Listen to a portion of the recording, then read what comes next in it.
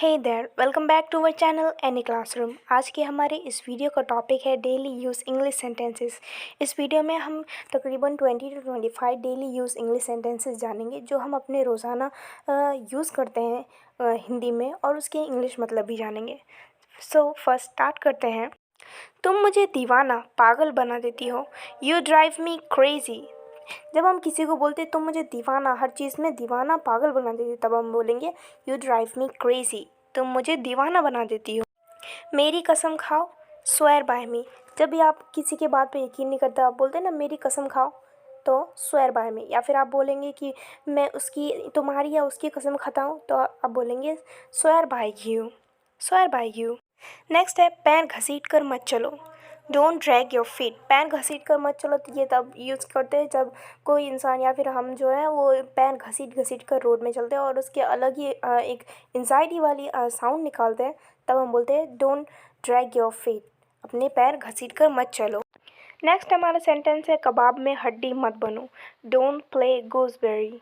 कबाब में हड्डी मत बनो। जब कोई भी इंसान हमारे अच्छे या फिर कोई भी बात चल रही हो और उसमें टांग अड़ाए, टांग अड़ाने की जिनकी आदत होती है, उनको बोले कबाब में हड्डी मत बनो, तब हम बोलेंगे उसको don't play gooseberry, don't play gooseberry.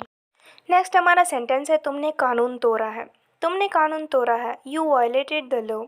You violated the law. जब कोई भी इंसान लॉ जब पास किया जाता है पूरे नेशन में, पूरे लोगों के लिए, और कोई इंसान उस लॉ को तोड़ दे, उसके रूल्स को ना फॉलो करे, तो हम उसे कहेंगे तुमने कानून का उल्लंघन किया। Means you violated the law, you violated the law. Next हमारा जो सेंटेंस है वो मुकदमा लड़ने के लिए तैयार है। He is ready to litigate. He is ready to litigate. ये तब यूज़ किया जाता है जब कोई भी इंसान होता है, उसका डिस्प्यूट होता है, तब वो बोलते हैं कि अब मैं मुकदमा लड़ूंगा, अब इस चीज़ के बारे में मैं केस करूंगा, मैं मुकदमा लड़ूंगा। मतलब कोई इंसान जब उसको केस करने के लिए तैयार होता है, तब हम बोलते हैं he is ready to litigate. अब वो केस करने के लिए तैयार है, वो इस चीज़ का मुकदमा लड़ने के लिए तैयार है। He is ready to litigate. Next हमारा सेंटेंस है लंबी लंबी मत मारो। लंबी लंबी मत मारो, इसे हम इंग्लिश में कहेंगे डोंट ब्रैग, डोंट ब्रैग। कोई इंसान होते हैं ना जो लंबी लंबी छोड़ते हैं, लंबी लंबी मारते हैं, बहुत फेंकते हैं, बहुत फेंकू होते हैं, तो जो लंबी लंबी छोड़ते हैं उसे हम कहेंगे ब्रैग, ब्रैग, डोंट ब्रैग। वो लंबी लंबी मत छोड़ो। जैसे अगर हम कहेंगे कि वो लंबी लंबी छोड़ता है या वो करता है, वो ऐसी बातें बहुत फेंकता है, तो हम बोलेंगे शी ब्रैग्स और ही ब्रैग्स, शी ब्रैग्स और ही ब्रैग्स।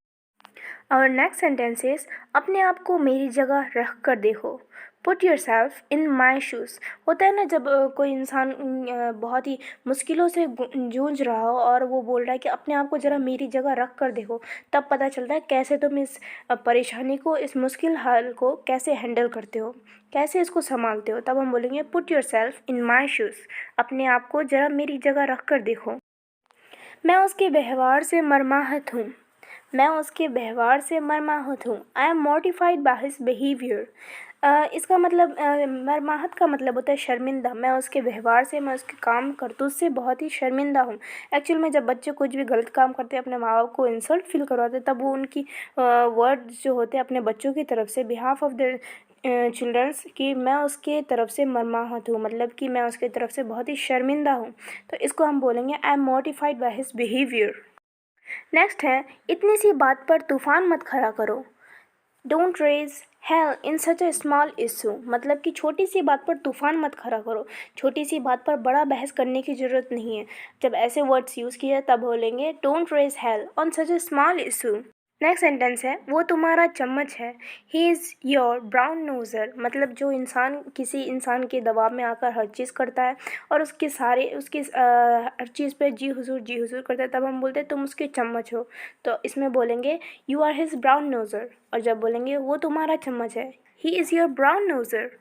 नेक्स्ट हमारा सेंटेंस है चाहे जो हो जाए। कम व्हाट में, चाहे जो हो जाए, कम व्हाट में। हम ये जब सेंटेंस बोलते हैं कि चाहे हो जाए, अब तो कुछ भी हो जाए, कोई फ़र्क नहीं पड़ता, मतलब जो मकसद है वो पूरा करके ही रहना, तब हम बोलेंगे कम व्हाट में, कम व्हाट में, चाहे जो हो जाए। नेक्स्ट है अब दुम दबाकर मत भागो। जब कोई इंसान, कोई बड़ी मुश्किल आ जाए और बहुत बड़ा टाइम खड़ा हो जाए मुश्किलों का, तब हम बोलते हैं कि अब दुम दबाकर मत भागो। उस टाइम में हम बोलेंगे don't turn your tail now, don't turn your tail now. अब दुम दबाकर मत भागो। नेक्स्ट हमारा सेंटेंस है, तुमने मुझे मुश्किल में डाल दिया। तुमने मुझे मुश्किल में डाल दिया। You got me into trouble. You got me into trouble. जब हम ये सेंटेंस बोलते हैं कि you got me into trouble, मतलब कि इसका मतलब होता है तुमने मुझे मुश्किल में डाल दिया, तुमने मुझे मुश्किल में खड़ा कर दिया। कोई इंसान आपको कोई मुश्किल में ड्रैग कर दे और आपको मुश्किल सिचुएशन में रख दे, तब आप बोलेंगे you got me into trouble. You got me into trouble, आपने मुझे मुश्किल में डाल दिया। तुम कहना क्या चाहते हो? तुम कहना क्या चाहते हो? What are you getting at? What are you getting at? तुम कहना क्या चाहते हो? ये जो वर्ड है, वैसे भी ये बहुत ही मीम बन चुका है, बहुत ही यूजुअली यूज़ किया जा रहा है। तुम कहना क्या चाहते हो मतलब कि what are you getting at, कहना क्या चाहते हो। जब हमें किसी की बात समझ में नहीं आती, बहुत सारी बात बोलते थे, तब हम बोलते कि ये बोलना क्या चाह रहा है, तब हम बोलेंगे what are you getting at, तुम कहना क्या चाहते हो। नेक्स्ट हमारा सेंटेंस है, पुरानी बातों को मत दोहराओ। पुरानी बातों को मत दोहराओ। Don't bring up old stuff. Don't bring up old stuff, मतलब कि जो पुरानी बातें, जो पुरानी बातें बीत चुकी है, उनको फिर से मत दोहराओ, उनको फिर से मत लेके आओ। होता है ना, कई बार हमारे पास्ट में बहुत सारी चीज़ें जो है बहुत ही बुरी होती है, बहुत ही कड़वी होती है, जिसको हम सुनना पसंद नहीं करें, तब हम बोलते हैं कि पुरानी बातों को मत लेके आओ, पुरानी बातों को फिर से मत दोहराओ। तब आप बोलेंगे don't bring up old stuff. Don't bring up old stuff. Next हमारा सेंटेंस है, कृपया मुझे इस उलझन से निकालो। Please disentangle me. Please disentangle मी, कृपया मुझे इस उलझन से निकालो।